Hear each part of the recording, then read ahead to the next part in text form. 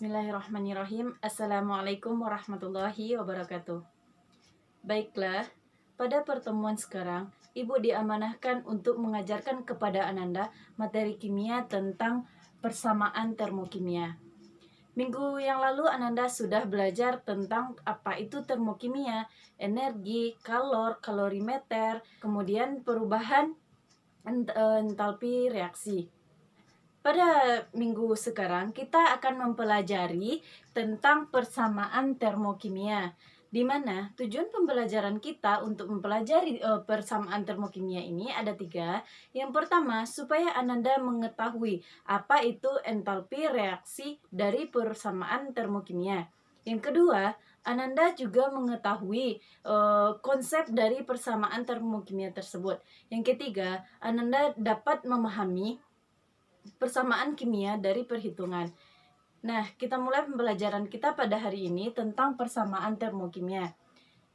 Yang pertama itu pengertian termokimia. Pengertian termokimia adalah suatu persamaan reaksi kimia yang mencantumkan nilai entalpi reaksi, di mana entalpi reaksi tersebut dilambangkan dengan delta H reaksi. Di dalam persamaan termokimia ini, dari pengertiannya ada 2 konsep yang akan kita ambil. Yang pertama yaitu persamaan reaksi kimia, dan yang kedua yaitu entalpi reaksi. Apakah Ananda tahu apa itu persamaan reaksi kimia? Persamaan reaksi kimia. Kita lihat reaksi di bawah ini. Yang pertama itu H2 berbentuk gas, Cl2 berbentuk gas, kemudian 2HCl juga berbentuk gas. Inilah yang dinamakan dengan persamaan reaksi kimia. Selanjutnya yaitu entalpi reaksi. Nilai entalpi reaksi ini berbentuk delta H yang apabila dia bernilai negatif, dia melepaskan kalor. Ini dinamakan yaitu H2 berbentuk gas, Cl2 berbentuk gas, akan menjadi 2HCl yang berbentuk gas akan melepaskan kalor sebesar min 148 kJ. Persamaan reaksi kimia ini ada 2 macam. Yang pertama, persamaan reaksi kimia memiliki reaktan. Reaktannya di sini yaitu H2 berbentuk gas ditambah Cl2 berbentuk gas akan menghasilkan produk yang bernilai 2HCl berbentuk gas. Apakah Anda mengerti apa maksud dari reaksi ini? Reaksi ini dapat kita baca sebagai 1 mol H2, tetapi satunya tidak ditulis karena ini dapat dibaca dengan 1 gas H2 ditambah 1 mol gas Cl2 akan membentuk 2 mol gas HCl yang akan melepaskan kalor sebesar 148 kJ. Mari kita lanjut pembelajaran. Fasa zat penting. Fasa zat itu penting. Tujuannya apa? Ini ada 2 reaksi. Reaksi yaitu CH4 berbentuk gas. Sama dengan yang di bawah, CH4 juga berbentuk gas. O2 yang di atas sama, di bawah juga merupakan gas. CO2 juga berbentuk gas. Dan 2H2O berbentuk gas. Sedangkan yang di bawah yaitu 2H2O berbentuk L. L ini sama dengan cair.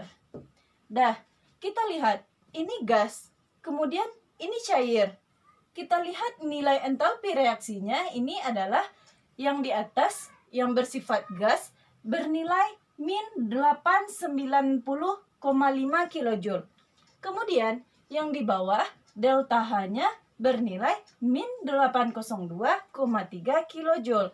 Jadi, fasa gas ini sangat penting. Apabila Ananda semua membuat reaksi kimia, maka Ananda harus mengetahui berbentuk apa dia.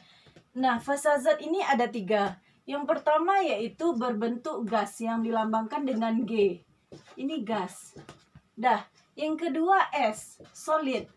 Solid itu padat, yang dilambangkan dengan S ya. Nah, selanjutnya L, liquid. Itu cair. Dah, ini penting Ananda. Ini merupakan fasa zat. Apa wujud zatnya? Nah, baiklah, kita lanjutkan. Gimana kalau reaksinya dibalik? Nah, jika reaksinya H2 berbentuk gas ditambah Cl2 berbentuk gas menghasilkan produk 2HCl berbentuk gas, maka nilai delta H-nya min 148. Artinya delta H-nya itu melepaskan kalor sebanyak 148 kJ. Sedangkan apabila reaksinya dibalik, bagaimana? Mari kita balik reaksinya. 2HCl berbentuk gas akan menghasilkan H2 berbentuk gas ditambah Cl2 berbentuk gas. Maka delta H-nya bagaimana? Nah, ini yang dinamakan dengan makna dari entalpi reaksi. Maknanya itu apabila reaksinya dibalik, maka nilai delta H-nya menjadi positif. Nah, ini menjadi positif 148 kJ. Nah, perlu Ananda pahami, perlu Ananda ingat, kalau reaksinya dibalik bagaimana?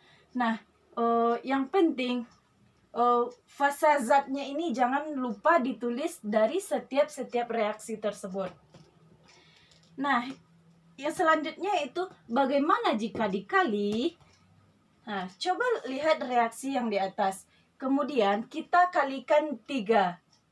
Nah, yang H2 berbentuk gas kita kali 3 akan menjadi 3H2 berbentuk gas. Kemudian Cl2 berbentuk gas akan kita kali 3 akan menjadi koefisiennya 3Cl2 berbentuk gas. Selanjutnya 2HCl berbentuk gas akan kita kali koefisiennya dengan 3 akan menghasilkan 6HCl berbentuk gas. Nah, bagaimana dengan delta H-nya? Delta H-nya ini juga kita kalikan dengan 3.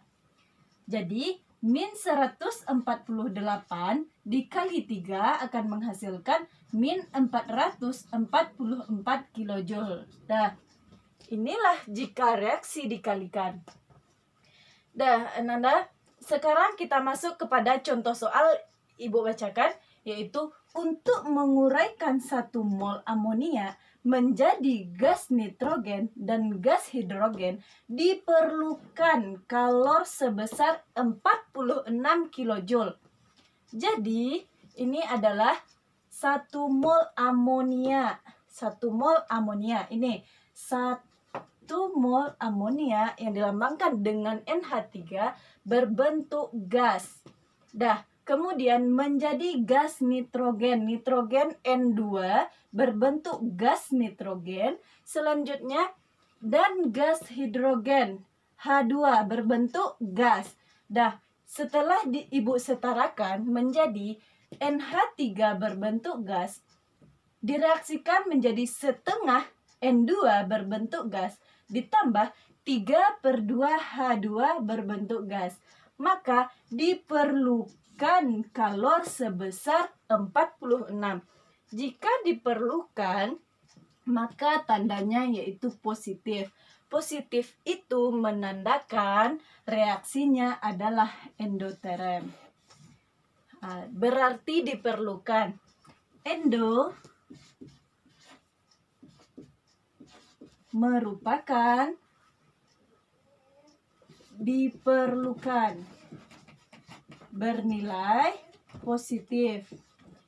Apabila exo melepas,